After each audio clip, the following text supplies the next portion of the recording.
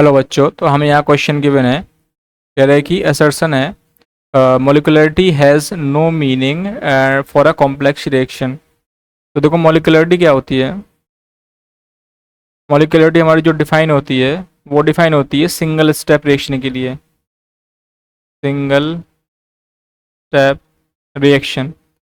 और ये होती है एलिमेंट्री रिएक्शन बोलते हैं इनको। कैसे बोलते हैं? Elementary reaction. ठीक है। सिंगल स्टेप रिएक्शन में अब देखो मोलिकुलरिटी ये होता है कि एक बार में कितने मॉलिक्यूल्स इफेक्टिवली कोलाइड कर रहे हैं सिंगल स्टेप में। ठीक है।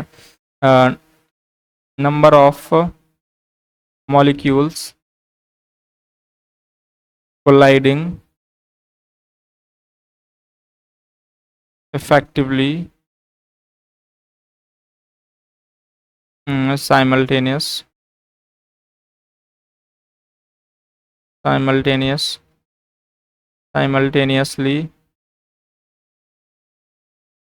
number of molecules colliding effectively simultaneously and converting। Effective collision होगा तो कन्वर्टिंग किस में होगा? प्रोडक्ट में। Converting to the product is called molecularity. अब देखो कॉम्प्लेक्स रिएक्शन हमारी क्या होती है? ये मल्टी स्टेप रिएक्शन होती है। Multi step reaction. Multi step reaction होगी तो हम कौन से मॉलिक्यूल्स को कोलाइड करना मानेंगे? ठीक है, क्योंकि मॉलिकुलरिटी डिफाइन होती है एलिमेंट्री रिएक्शन की सिंगल स्टेप के लिए। तो मल्टी स्टेप रिएक्शन के लिए इसका कोई भी मीनिंग नहीं है मॉलिकुलरिटी का। यहाँ पे हमारा ऑप्शन क्या हो जाएगा? ये सही हो जाएगा। ये हमारा ये वाला इसका जो असर्शन है यह सही हो जाएगा। कोई भी मीनिंग नहीं है कॉम्प्लेक्स रिएक्शन के लिए। ठीक है, मॉलिकुलरिटी का। अब रीजन इसका कह रहा है कि molecularity defined only for RDS. तो देखो आरडीएस रेट डिटरमाइनिंग स्टेप है। ये हमारा कैसा स्टेप है? एलिमेंट्री स्टेप है। तो इसके लिए तो हम मॉलिकुलरिटी डिफाइन कर सकते हैं simply. Molecularity can be defined. Molecularity can be defined. ठीक है, तो इसके लिए तो मॉलिकुलरिटी डिफाइन कर सकते हैं सिंपली।